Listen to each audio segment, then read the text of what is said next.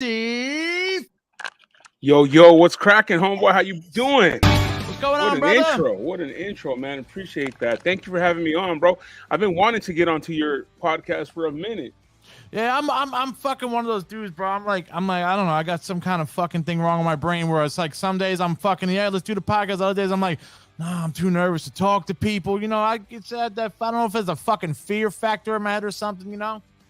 Well, I remember when you came out to the show, when you flew out to LA, bro, and yeah, I don't know if it was that or whatever else was going on.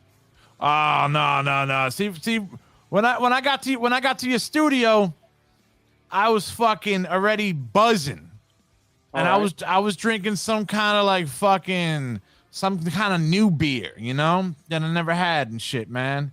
One of them craft beers. Yeah, one of them super fancy fucking jams, you know. And I was drinking that shit for the first time, so I was a little bit lit. And then when I got to your studio, I was like, nah, I'm not gonna do nothing. But then when I saw Mario was like, yo, you want some? I'm like, man, I'm gonna look like a pussy in front of these motherfuckers. Nah, not at all, man. Like the thing, I mean, I don't smoke, when I'm there. But everyone to their own. You know what I'm saying? We're just, sometimes people need that to loosen up. And for me, if I would do something like that, bro, it would put me straight to sleep. Yeah. Well, I didn't know it didn't click into my brain what Mario had. He's like, yo, I got a salad. And I'm like, oh, that's some weird name for some weed. Not knowing there was like 5 or 6 different fucking weeds. Yeah, different strands for sure. Yeah, man. What's up, Sienna? Nice, Sienna. Out here in California, man, we got some of that crazy shit out there. So, you got to be careful out here. You guys got the shit that'll put you to sleep. Fucking make you jump off a fucking building thinking you're fucking Evil Knievel. Pretending to go on a ramp and being Tony. I don't know. You guys got the crazy weed out there, bro. Nah, definitely. So what kind of stuff? You guys got weed out there too, though, right? Yeah, man. But I mean, we getting what you got, but we're getting like, I don't think you guys are giving us the crazy shit yet. I think you guys just like, start these motherfuckers off low, some low grade shit. You guys got weed like you got Mexican food. Like you have it, but it ain't real. Exactly. Exactly, bro. Fucking exactly, man. So what's going on, dude? How you doing today, man? I know it's a little hot out there and shit, and that's, understatement. Dude, it's hella hot out here, bro. But the thing is that people are like, oh my God, this is crazy, man. We've had heat waves before. I think we have one every year. 100 degree heat waves and shit? Yeah, for sure. And I'm from Cali all my life. So for me, people are like, oh my God, there's a heat wave. And I'm like, damn, fool, I was wondering when it was going to hit. You know what I'm saying? Because we always have a heat wave at least once a year, like at least a week of like triple digits. We're going on 2 weeks now.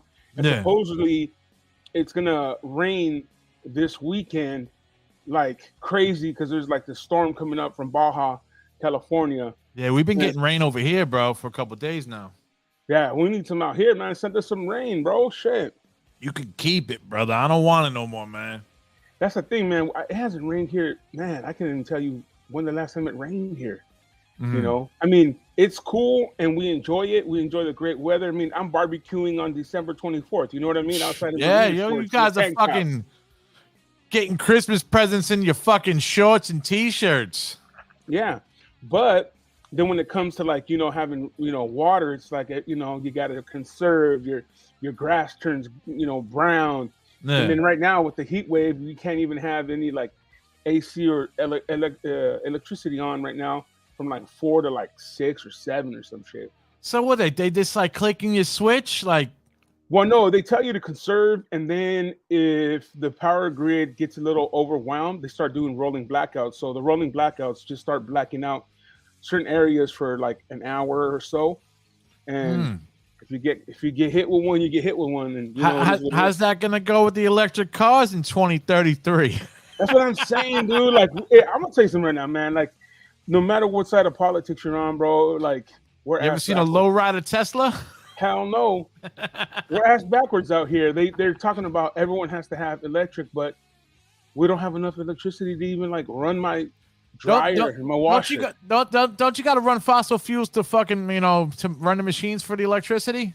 No, they do. They do. They have to run the fossil fuels just to get the lithium. You know what I'm saying? Isn't that crazy? That's fucking back. Like you said, it's ass backwards out there. It is, dude. We're too busy doing yoga and eating veggies. You know what I mean? Except Scribble just said he had a blackout last night, but he was drinking. Yeah, dude. I mean, yeah, for sure. That was a buzz ball. That wasn't the electrical grid. Oh shit! Hitting them buzz balls. So, where you from, Steve? Besides, where were you born in California? Okay, well, this is, man, when I was on K-Rock, everyone would always ask me, where you from, Steve? Let me tell you something. Me, the way I would always answer is this way. I represent Southern California. So I'm from, LA all the way down to South, to San Diego. I always wanted to represent Latinos. You repping the IE? IE, doesn't matter. All of it.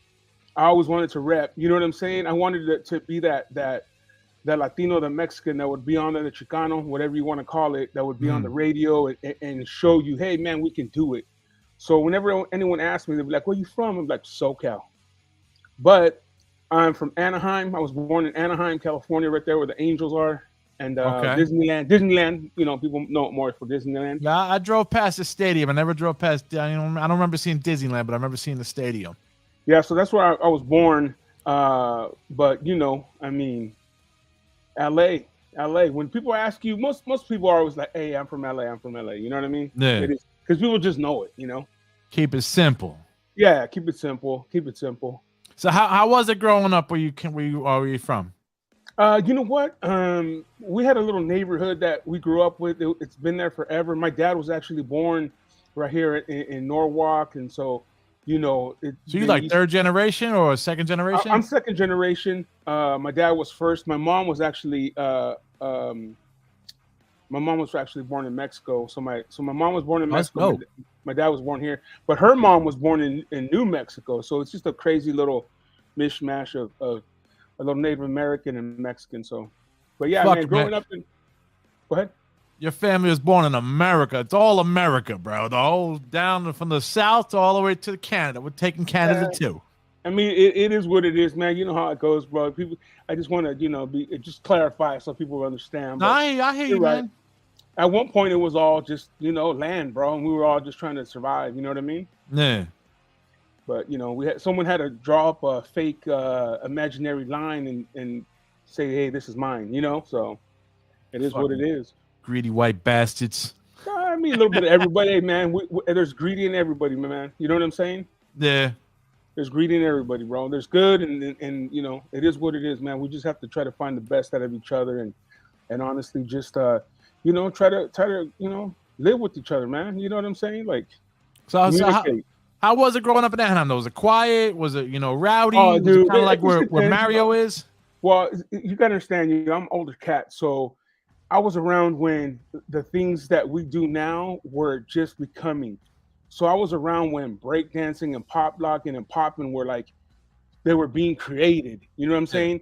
So I knew a lot of the guys that were on, like breaking and stuff, like Turbo and those guys. Like, I remember that movie. That movie was dope.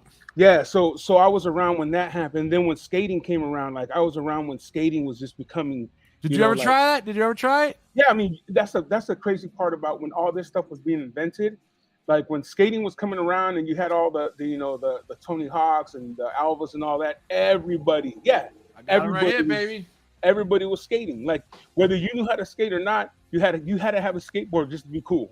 Word up. And same thing with breakdancing, man. Our teachers in school would let us do, like, if we did really cool and we were like being good, quote unquote, they would give us about 15 minutes before the bell rang to go home.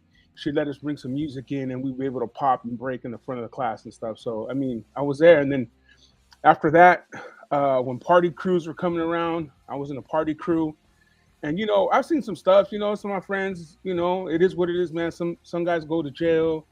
Man. Some guys end up on drugs. Some guys, gang bang. And there's a little bit of everything, man. Like, you don't have to be from Compton, LA, you know, any of those places to that's what be you think. involved. That's what you think about from over here, bro. I was always like, man, Compton and Watts, man, it's just popping all the time. You know? Well, it's crazy because you know what? Working at K-Rock, we had a lot of kids, or no, I don't want to say kids, but young adults that would come in from other states, you know, and they would be like, yo, I want to go to Watts Towers. I was like, yo, man, not even the people at Watts Towers want to go to the Watts Towers, bro. Like, you guys are crazy, you know? I want to go to Long Beach. I want to go to Compton where, you know, NWA's from or shit like that, you know, or where Tupac's from. I want to go check it out. I was like, man, those fools don't live there, bro. Those fools are like, you know, up in the hills with their nice pads and stuff, you know? Yeah, word up, bro. They got out. They were smart. Yeah, I mean, that's what it is, right? You make some money and you get out. You know what I'm saying? Like Ice Cube when he was talking trash on him, y'all moved to Riverside. You know what I mean? Well, where does he live now? He probably lives on the fucking hills too. No, for sure, for sure. He's right next door to Dre. Yeah, he never lived in Compton anyways. You know what I mean? True. Yeah. You know. So how did you fucking make this dream a reality? Like, what were you like? Because I always hear you talking and stuff like that. You're always like, you know, you were like telling everybody in school, like, yo, I'm gonna be on that fucking show. I'm gonna be on K-Rock. How the fuck you, a regular dude, why the fuck not? Get in that fucking door, bro. How did you do it? You know what it is, man? Like, look, people see me and they see this big dude, and sometimes you see people and they're like, man, dude, I was just talking to my friend a couple of days ago, and he was telling me, he's like, yo, man, you know what? You don't have the attitude, or you don't have the personality of a big man. You have a personality of someone that just does his thing, you know? Yeah. I don't see myself like everyone else sees me. You know what I mean? I don't know, bro. I've always just knew what I was gonna do. You know, I told my friend Andres Rios, happy birthday to the guy today, and AKA Chito. I was like, hey, I'm gonna be on K-Rock, and he was like, oh, come on, bro, come on, shut up. And yo, seriously, bro, that's like me fucking, you know, it's like a total fucking, you know, jumping. That's like me saying I'm gonna be an astronaut. You don't think it's gonna happen? Well, I mean, you know, the thing is, that's one thing too. We have to understand within our mind, man. And I'm a true believer that you can make things happen for yourself. So when you say I'm gonna do something, you can't allow doubt to come in. So you can't manifest the possibility of failure. You know what I'm saying? So in my mind, I never thought I couldn't. I never thought that it was impossible. I never thought that it was something that I couldn't reach. I never thought it was out of my grasp. I never thought that it would never happen. So therefore, the option of not happening did not exist. Did you have like a connect in there or something, or just like you? No, man. Look, I'm going. Nah, bro. The way it happened, man. I went to radio school, and then I became a mechanic, bro. On Bobcat. Oh shit. On Bobcat tractors, bro. And I got fired. It was my first time I ever got fired from a job. It was when you remember when they were piercing their ears? Yeah. So I had plugs in my ears, and the owner of the tractor company was a Christian, so he didn't want any of those. Shit. Yeah, one of those kind of guys. You put holes in your body. That's you're going to hell. And he told me, he goes, hey, you got 15 seconds to tell me whether you want your job or those earrings. And I said, bro, peace. You know. Fuck. Yeah. And then that led me to a magazine that I worked with my boy Chuck, called Dirt Pilot Magazine. And then through that, I met Rodney Wills. He's been on the podcast. And then through him, Lightning came around because he met Lightning in a crazy ass way himself. And Lightning was a producer of the morning show. You had Lightning on the show too, right? Yeah, we had Lightning as well. He's the one that named me SuperSteve. And he came on the show. And next thing you know, bro, it's like, you know, we hang out literally like 2 years, man. And then one day he called us up in the morning. He's like, hey, you want to be part of the show? And I was like, fuck yeah. So you were just you were just hanging out, you know, like doing my thing. Just doing my thing, man. Yeah, I was on biding your time and shit. Well, yeah, and you know what I'm saying. You just, it's like a horse race, bro. You know what I'm saying. You might not want to be out in the front and set the pace, but you want to get right in the middle and then look for that spot to where you can come in, hit the rail, or go outside and come out. You know what I'm saying? Like you have to just be tactical on what you're gonna do, and when you get that opportunity, you can't be afraid. You got to just go for it and really just take it by the, take the bull by the horns, man. Jump on it. That's what I always tell people, like. You can't be scared, man, because scared doesn't work anywhere. You know what I'm saying? Yeah. Scared does not work anywhere. If you fail, failure's not real. Failure's just, it's teaching you. It's a teachable moment. It's not failure. I think we misinterpret what failure really is. Failure is just showing you what not to do, or failure is just showing you that, you know what? I need to do it different. I need to make different decisions. You know what I'm saying? Yeah. So to me, and that's I always thought that way. So, it's crazy because the only thing I've never done, and I have not accomplished to this point, is losing weight and getting healthy. You know what I'm saying? You could do that, motherfucker. You on the radio, bro? You could do anything, man. No, for sure. But the thing is, with me, man, I tell you, I don't see myself like other people do. Though food is good, though, man. Trust me, I know. Food is good. Food is great. Food is great. But what I'm saying is that when people see me, they see a big dude. I don't see that. That's what I think was like the one thing, that kept me going. And I never cared, man. I hang out with chicks. I go to parties. I was a K-Rock. I mean, it was never an issue for me. You know what I'm saying? Because big dudes are always confident motherfuckers. Yeah, a lot of them are. A lot of them are. Straight up. You have to be, man. I mean, take the two biggest dudes. You got Big Pun and fucking and Notorious B.I.G. Pulled mad bitches, and they were big. Yeah, because they had the confidence, and you know what? You can't be afraid of a no, because after that no, a yes is going to show up. You know what I'm saying? You're gonna eventually get one yes out of 100. That's what my boy used to tell me. He's like, "Yo, you got 100 bitches there. One of them's bound to say yes, man." Oh, for sure on that.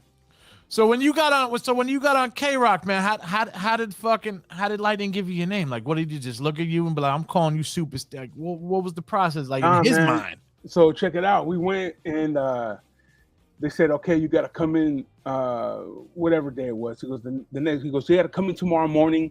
You got to be here at 5:45, and I don't know if we're gonna have a live interview at 6, or maybe we'll do it like 6:37. So just be here though. Yeah. All right. So I got there. I got to K-Rock. They let us in. I was like, damn, it was crazy. It was crazy at the moment. And I'm sitting there, and I'm not even thinking about, I'm gonna, come up with a name or something like that. I'm just chilling, K-Rock in LA is because I know K-Rock over here was in like a fucking 100-floor fucking building and shit.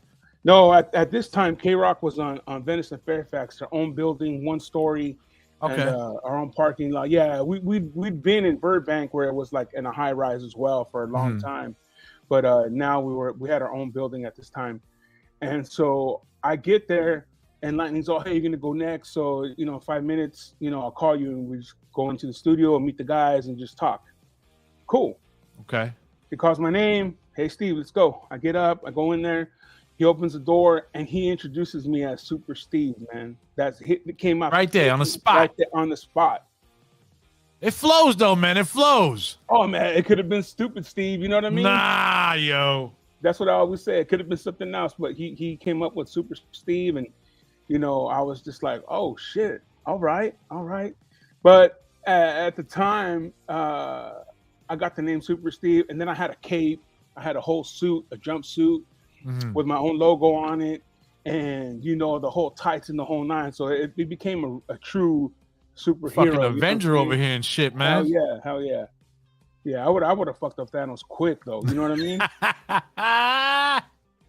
Hit him with a 2-piece, kid. You know what I mean? Like, come on, you guys fucking around, dude. You guys are trusting too much. So how long were you at K-Rock for? How many years were you popping over there? 18, man. 18. Damn. Yeah. In different aspects. Some jobs don't even last like 4 years, fucking 3 years. 18 years. Yeah, about 18 years.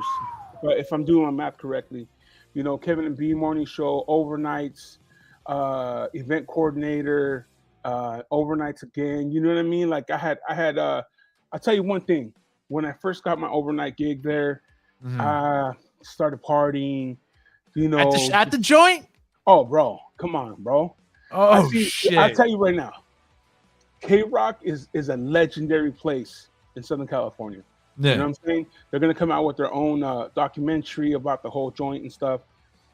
But I was there when it was like when that ultimate K-Rock was happening. I was there at the tail end of it, and I tell you, I worked with guys like Jimmy Jam and other cats that. I mean, I'd come into the studio to go on after them, and they're partying, they're drinking, chicks in there, and it's just like, damn. Fuck. So I couldn't, like you said, like, you know, when you came to the studio and you had to smoke because you don't want to, you know, be a punk or whatever. I did the same thing. So I'm like, all right, I guess this is how we do it. So I would invite people, invite chicks, drink, and then I'm gonna pull back the curtain on radio. I mean, you probably already know this, though. Everyone probably knows this. They already have a playlist going. You know what I'm saying? Yeah, I remember hearing you guys talk about that. But I was playing whatever I wanted. So I was playing stuff that people would call in. Rules, yeah, I was playing, I was just doing my thing. I was really like, hey, what's this K-Rock? Let's fucking party. Let's fucking do this shit. You know what I'm saying? And then, you know, after a while, I get called in the morning to do my air check, and they're like, yo, you're playing shit that's not supposed to be being played, you know. So I got my little hand slap. But so wait, they don't have permission to play certain things, or I thought they could play anything. Well, no, they can play anything, but the way it is, the way I was explained to me was that a lot of the things that you hear are for familiarity. So it's no longer just playing music to play music. It's playing music to get people to hear it. So when you're going through the radio and you're changing the channels, you hear something that you remember or you like, and then you leave it there. So that's what they do. They play a lot of stuff that you've heard before for that reason. So it's like kind of, to me, it's like sounds like brainwashing. Well, yeah, it is. You know what I mean? I mean, it sort of is. There's a brainwashing, I guess you can call it.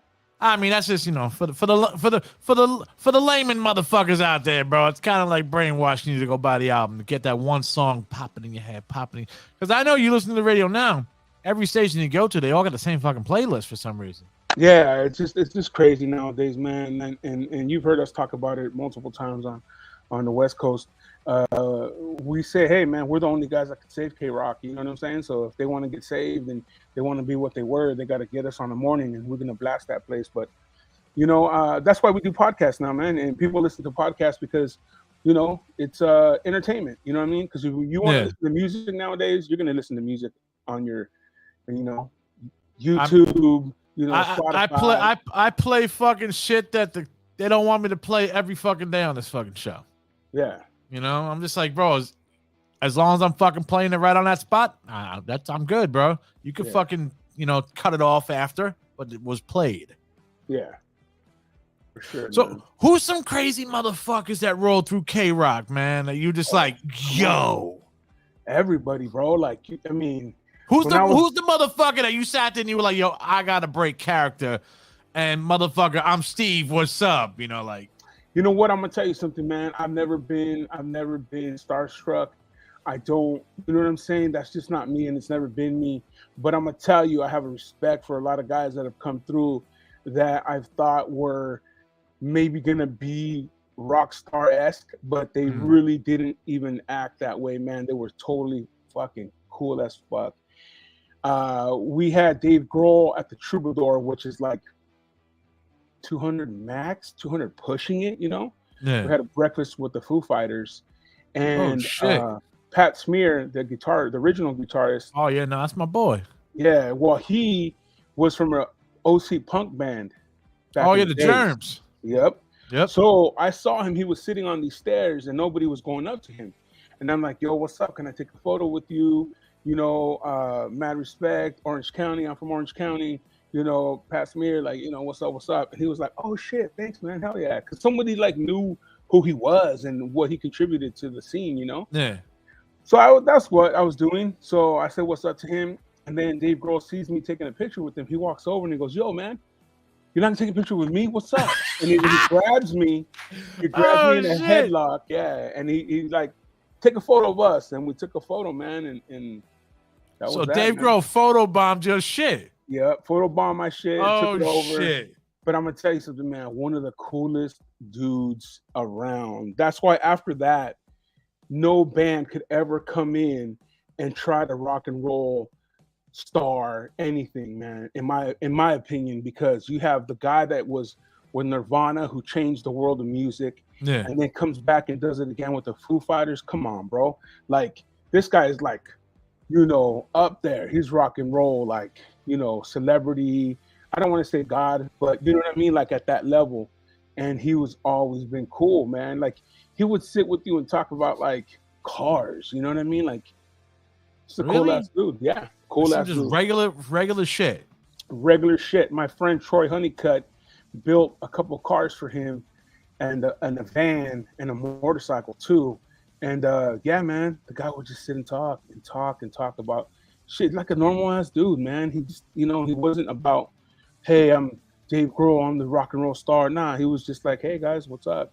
Just I think sometimes we forget that they're just regular people, man. You know what I'm saying? And they want to talk about cool shit too with us, They don't want to talk about, their cars. They don't want to talk about, not their cars. They don't want to talk about being rock stars and all that because they do that every day. That's what they do for a living. You know what I'm saying? They just want to hang out and talk about cars, talk about, sports or chicks or whatever it is, They How many other what other crazy motherfuckers? You ever meet Robert Smith or anything like that? Or Yep. Robert. You remember Robert Smith? We had Robert Smith of the Cure. We had him at the I would have been shaking like he was Morrissey, bro. If I would have saw him, I'd be shaking. Check this out. We have him at Inland Invasion, which is our throwback show that we had in the IE. And we're all staying at this like Hilton in the IE, so we take over the whole thing. We're partying with King of Mexico in his room. And then he shows up, bro, with two chicks. Robert Smith shows up with two chicks, and they come in and they go to the balcony, have a cigarette, and everyone in the room's like, what the fuck? Wait, was it a clove? You know what? I don't remember. It might have been a Newport. You know what I'm saying? I don't know. Smith smokes Newports? No, I don't know. So then he goes downstairs, and there's a piano in the lobby. And he just starts playing the piano. This is like at 1:00 in the morning, dude. Fuck. And it's just crazy, man. Like I'm telling you, every single artist that you can think of in the genre, and even outside the genre, were either at our events, or coming through the station. Yeah, man. I've seen them all. You know what I'm saying? I've seen them all. I've met them all. You ever have somebody like Tony Hawk, like skaters and shit coming in and stuff like that? Dude, all the time, especially on the morning show. The morning show, we had a lot of different guys come in, from different stuff, from different, not only musicians though, you know what I mean, like actors and guys like that. We had Joe Rogan before he was Joe Rogan. We had you get some Kardashians up in there. No, because nah. They're not. There's certain things that they would stay away from. The morning show, like, yeah, Kardashians are like very, very popular, but it was not something that they wanted to, really push or be a part of. Sometimes it's just it's not in our like wheelhouse. You know what I mean? Like we're rock and roll. You know what I mean? We're the world famous K-Rock. So something like that would be more for like a Power 106 or a hip hop station. Okay. Yeah. So we always make sure to try to stay within our wheelhouse. And you said that you used to fucking what do you call? You used to MC some of the K-Rock shows. Oh yeah, man. I'd go to like something that you'd probably really enjoy was the Ozfest out in the IE. You know what I mean? And I would come out and I introduced all the bands, bro. I introduced everybody. How much was your heart pumping, bro, when you come out there the first time? Not at all, man. Not at all. I'm telling you, bro. Like look, man. I was built for this shit. You know what I'm saying? Like. I'm an entertainer, man. Straight up, and people be like, "Oh, nah, man, for real. That's what I was born to do." Like, I'm an entertainer, man. That's what I do. You know what I'm saying? That's why we have the West Coast Pop Lock podcast. That's why I was on the world famous K-Rock. That was my first gig. I didn't go nowhere to become SuperSteve. I was SuperSteve the day I was born. Number two, I did Michelada Rumble, bro. Like, You know what I'm saying? We hit homers, bro. You know what I'm saying? Like what? We hit dingers, bro. Oh, we're gonna get into that. We're gonna get into that. So, break down the winding down of K-Rock, man. How did it come to a halt or an end? Well, you know, I was partying a lot, and then you know they're like, "Steve, what's up? You're not putting the real effort into it," and so like I got taken off, and it's my fault though. That's me. You know, I took it for granted for a minute, you know, and so they took me off the overnights and shit. I mean, 18 years, you figure you fucking shoot in, you know. No, well, you know, they took me off the overnights, but I was still doing, you know, what's it called? Event manager, event coordinator. And then one day I was like, you know what? Fuck that. They're not gonna tell me when to fucking quit. So I started promoting myself hard, bro. I was fucking taking I created my own. I was the first guy to do it at K-Rock. I don't care who it is, man, who says shit. I created my own logo, my own T-shirts, my own stickers. I was taking this shit everywhere. I was at Coachella. The stickers were going up. T-shirts were giving out. I mean, I was self-promoting the shit out of myself.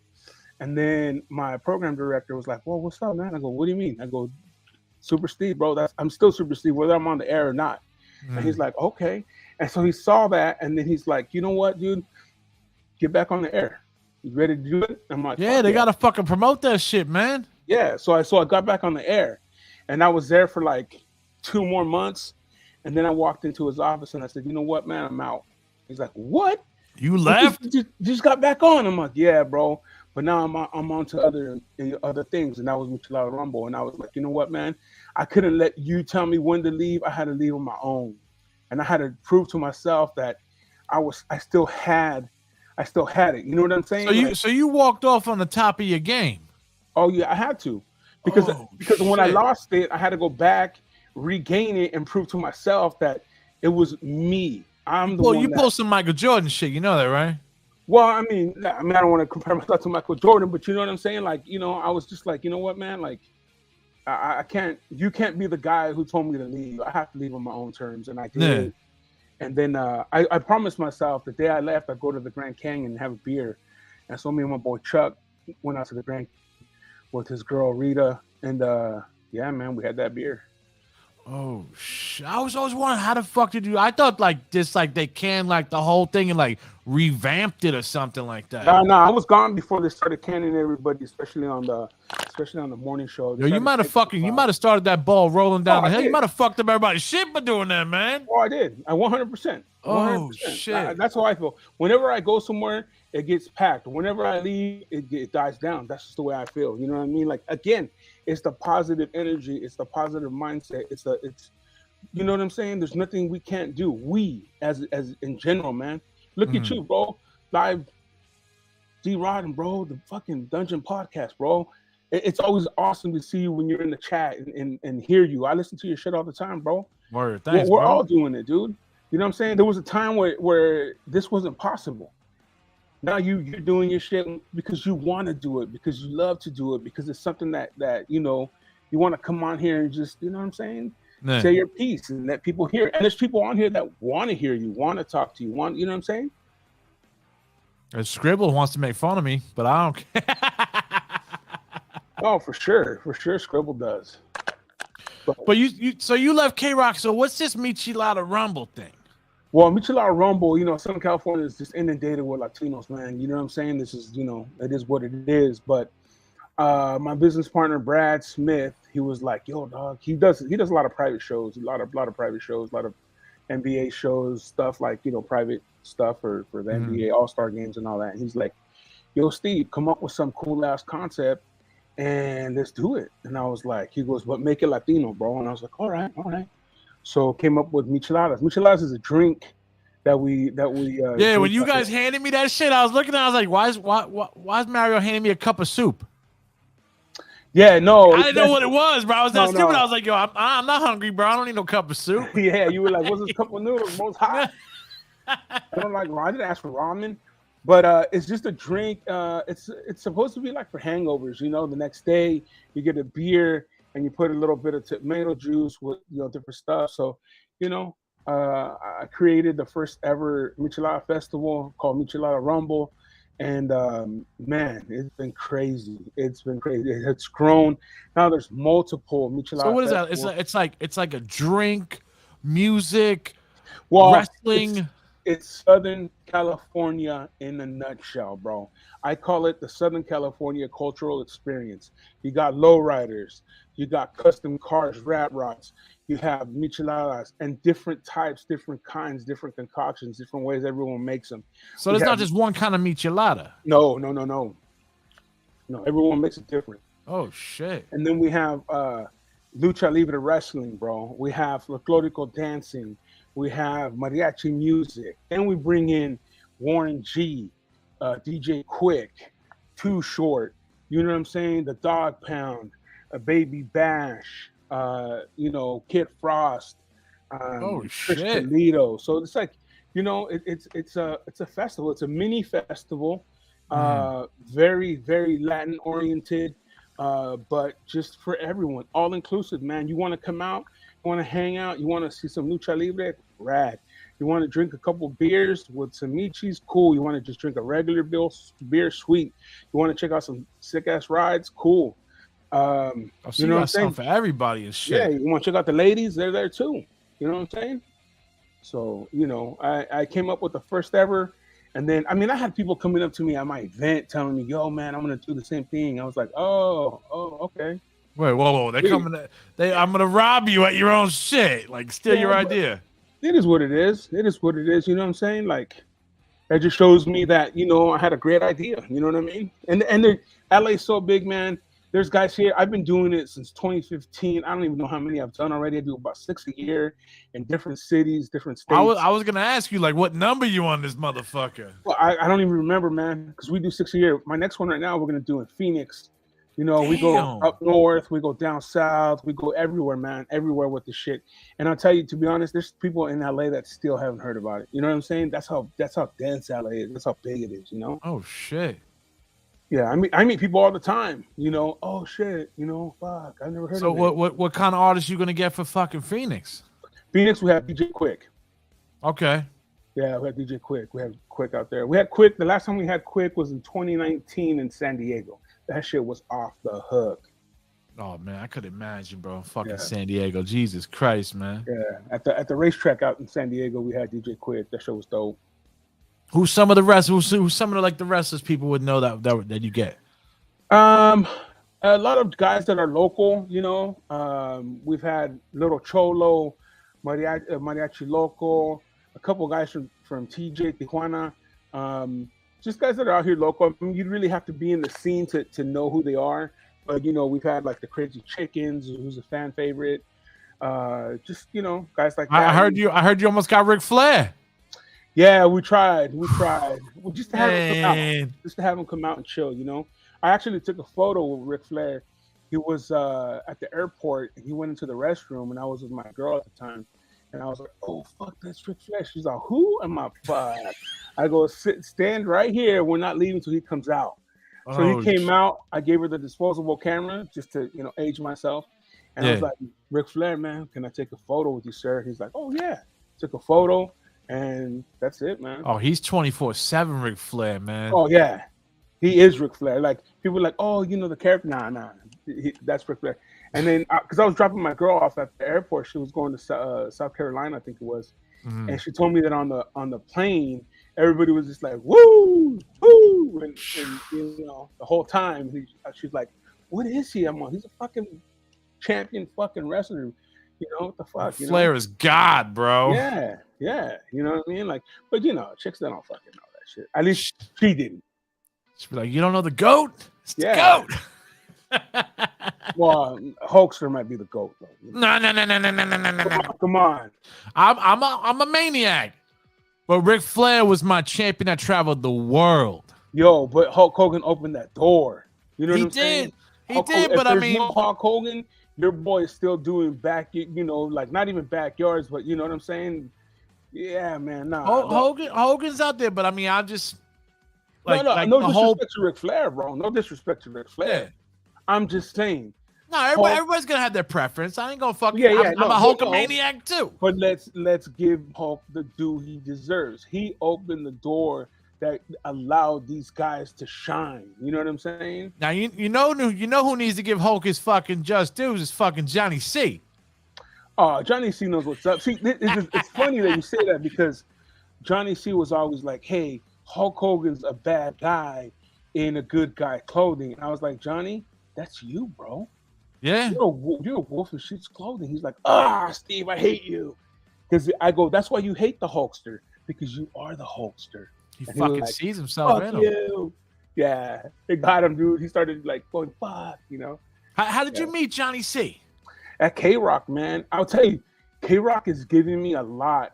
You know, K-Rock gave me the West Coast Pop Lock podcast. K-Rock gave me the introduction to Mario. You know, Mario has Pigs Radio, and he shot it. You know, he hit me up on email. "Hey, bro, could you come on my podcast?" He didn't think I was going to say yeah. I was like, "Fuck yeah!" I never say no, bro. You know what I'm saying? Oh shit! And that's how we met. And then Johnny, he's told the story before. Johnny and him and his best friend Nick Johnny was like, "Hey Nick, we're gonna go on this fucking singles party, and we're gonna fucking meet the people, and they're gonna want." Johnny, when you first meet Johnny, he looks like a biker. Oh yeah, he looks like, you know, like he looks like an outlaw. You know what I mean? But he's looking. Johnny's cool as hell, man. And we met him, and ever since we met him, man, we've been partying with that cat. And you know, he hit me up one day, and it was like, "Man, there's a cast." You know what I mean? Like, so we did, and we all got together and created the West Coast Pop Lock podcast. Now hold on. Let's get into that, man. All right. How the fuck? All right. So you saying Johnny C called you up and said, let's do something. Well, how did this all come up? Because I know you guys. To me, I was listening to Pigs, and then all of a sudden I'm hearing about West Coast Pop Lock on Pigs, and I'm like, what the fuck is that? So then I was just like, you know, I got curious, and I went. I was like, oh shit, there's another one. You know, that's how I got introduced to you guys. Yeah, what happened was, you know, me and Johnny were trying to create a podcast. At first, we had the name The Dirty Birds, which was something that I had done prior with someone else. And you got audio of this stuff? Yeah, leak. Yeah, it's all recorded. You know, Mario, he records everything. Yeah. So we started off with other individuals, different people, different, you know, configurations. Oh, so you had different characters on the fucking show. Oh yeah, for sure. Oh shit. The guys with flake, you know how it goes. They come one day, then they don't. Is it out there? Is it out there where anybody can see, or? No, I think Mario just has them archived, all that stuff. You know, I don't think he's put it out.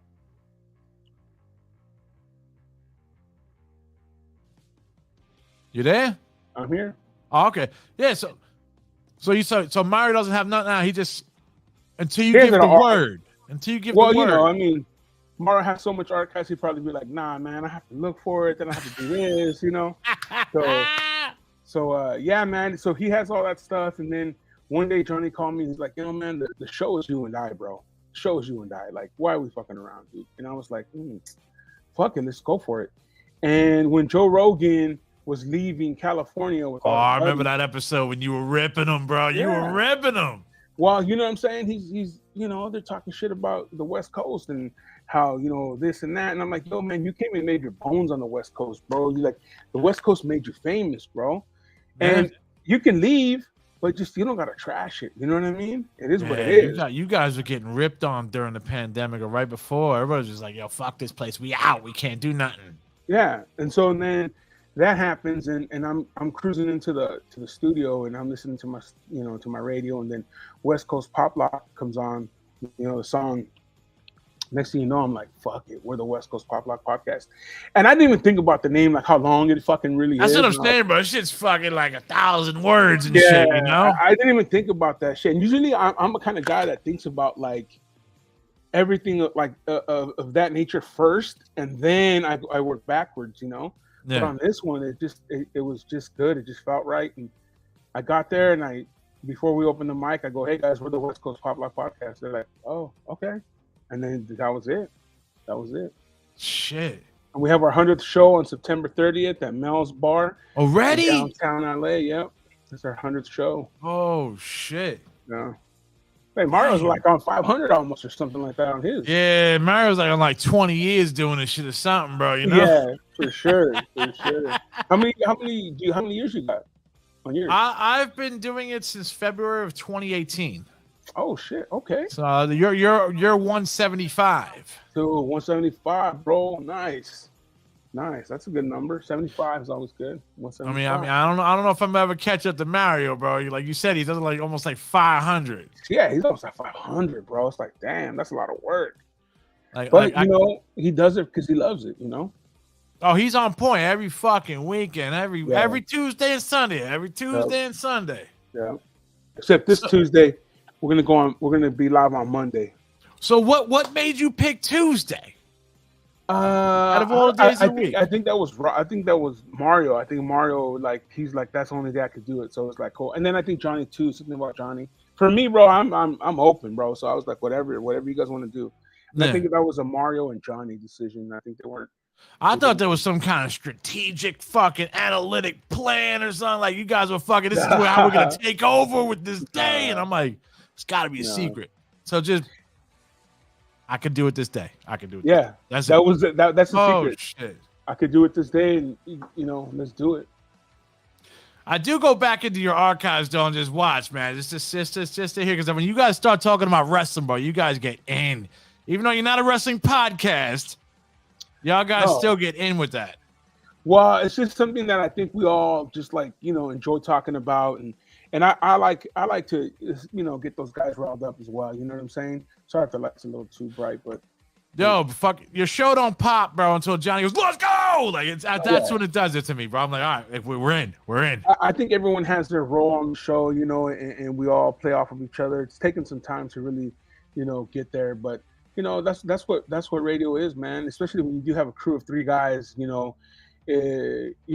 still, I try to personally, stay in the background a little bit more. You guys are the Beastie Boys and Run DMC of podcasting.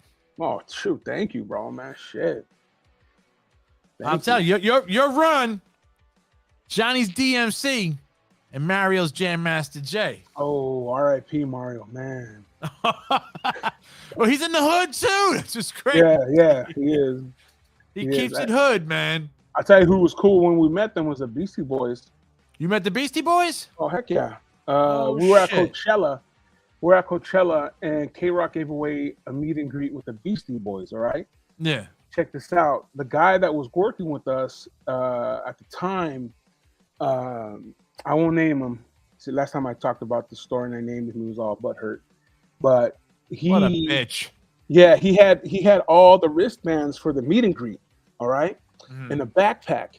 But this guy got so loaded up at Coachella that he was like, fuck, I lost them. I don't know where the fuck they're at.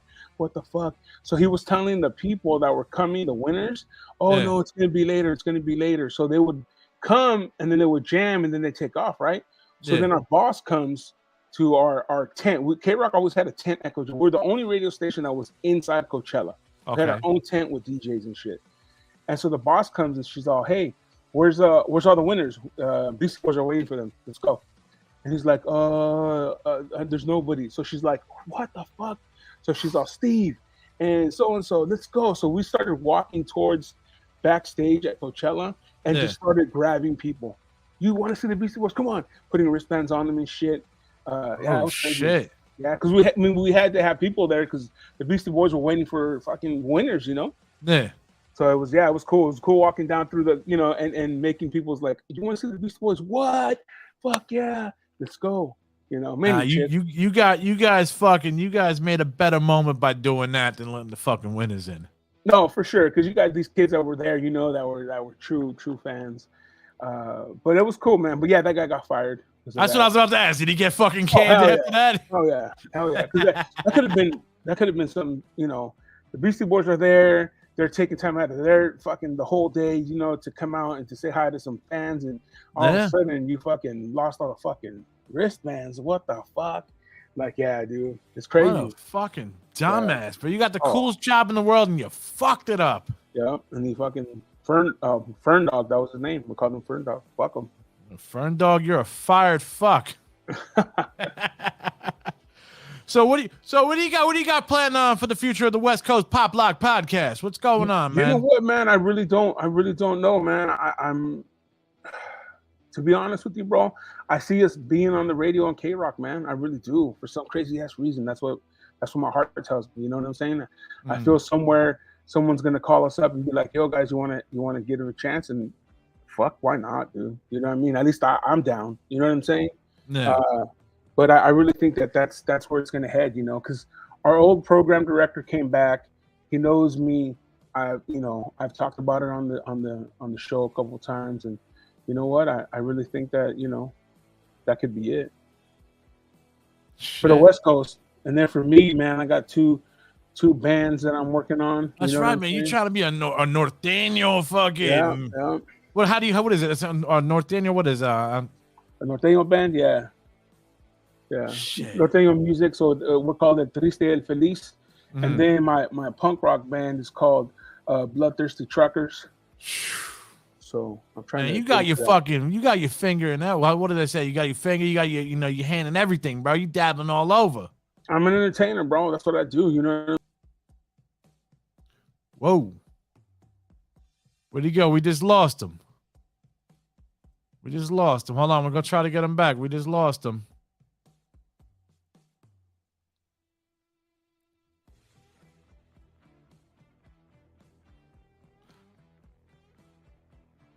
We got him back. That was Power 105 trying to knock you out, man.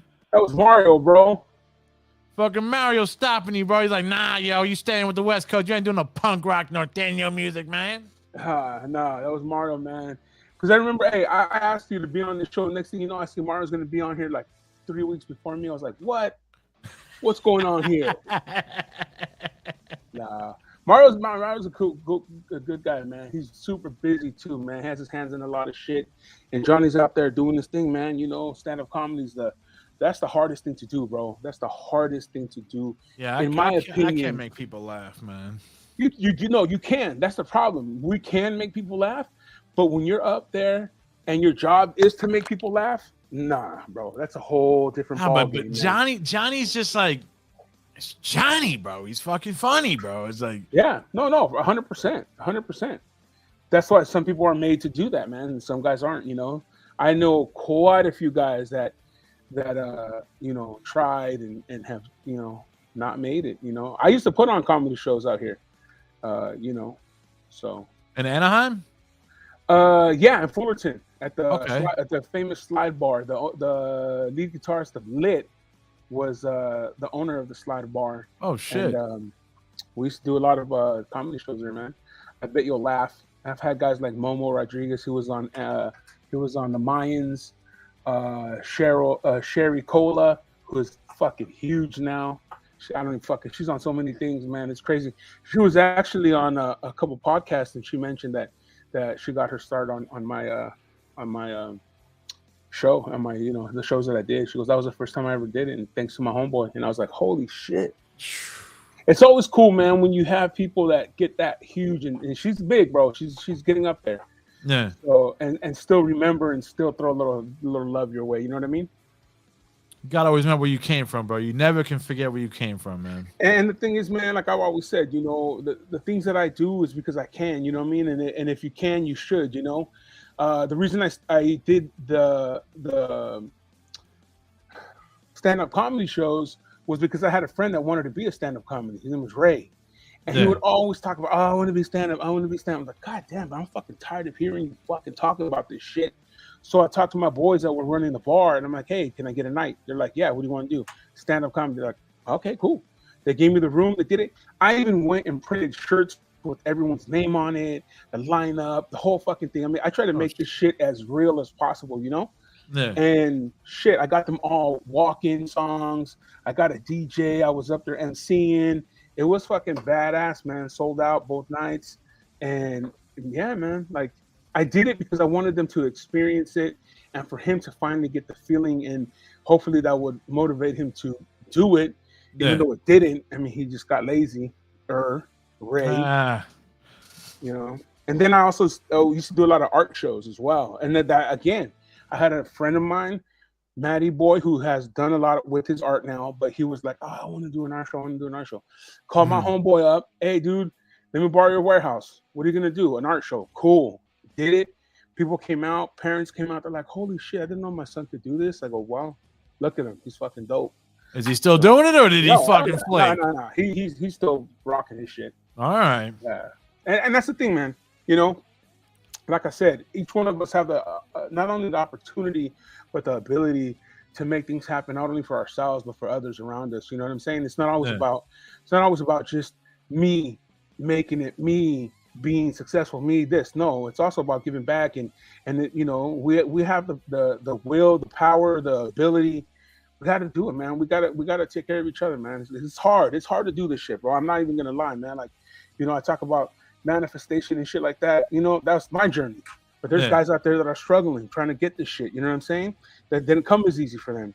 But I'm telling you right now, man, as a community, we got to take care of each other. We got to push each other. We got to, you know, get out there and not only talk about ourselves, but talk about others. You know what I'm saying as well? Like, you know, the Dungeon Podcast. You know, from the Dungeon Podcast with Dee Rotten, man. You know, we gotta push it. Whoa, we lost him. Mario, stop fucking with the thing, man. We lost him again. Fudge. Oh, man. Fuck, we got to get SuperSteve back, man.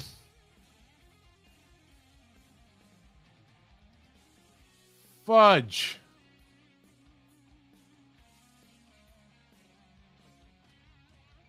Oh, man, I think we lost him. Fuck. Damn you, Internet. Damn you to the Matrix. Fudge. Oh, man. There we go. We got him back. Hey, man, I don't know what's going on. It's probably this heat wave out here, bro, and turning my shit off, bro. All right, man. Well, you know what, man? I'm glad you came back on. Yo, so where can they find you at? Where can they fucking go to the 100th episode of the West Coast Pop Lock Podcast, bro? Man, you can hit up our website at West Coast Pop Lock Podcast.com. You can hit us up on Instagram at the West Coast Pop Lock Podcast. Also on every single platform where you can hear and watch podcast. It's the West Coast Pop Lock Podcast. September 30th is going to be our 100th show. Make sure to check out some of the past stuff. Make sure to check out when Dee Rotten was on our show as well. We had him on twice. And, hey, man, we're trying to get you on this Monday, too, because Johnny's not going to be here, so we're trying to get you on as well, man. Come on, talk some wrestling. Man, yeah, fuck it. I'll be down, bro. Okay, and then also you can check me at SuperSteve Flores, SuperSteve, Flores, on Instagram and on Facebook, and at Michelada Rumble, micheladarumble.com. We're going to come to a city near you, or you can buy products or shirts and shit, hang out. Mr. Dee Rotten, thank you very much for the invitation. Thank you for coming on the show, brother. I appreciate it. All right, man. And like I used to say, I'm the world famous K-Rock SuperSteve, over and out. Peace out, Steve. Thank you for coming on the show, brother. Thank you.